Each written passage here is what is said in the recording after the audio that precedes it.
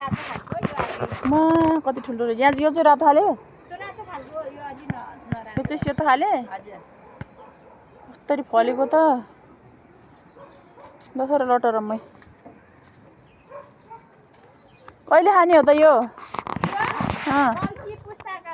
ए कति नजिकै फलेको है मसी पुताको खाने त यो त ठुल्ठुलो हुन्छ बोट चाहिँ ठुलो हुन्छ उ चाहिँ फल चाहिँ त्यति राम्रो छैन हुँदैन दाना पनि ठुल्ठुलो हुन्छ होला नि हजुर दाना पनि ठुल्ठुलो हुन्छ होला नि पछि त हुन्छ यो त मलको रसायनले गर्दा नै ठुलो भएको नि रसायनले गर्दा ठुलो भएको यहाँबाट जान्छ त अनि बाख्राले पिसा फेरेको यता गएर जम्मै घर त्यहाँ जान्छ ल आम्मामा कस्तो रहर लाग्दो गरी फलेको के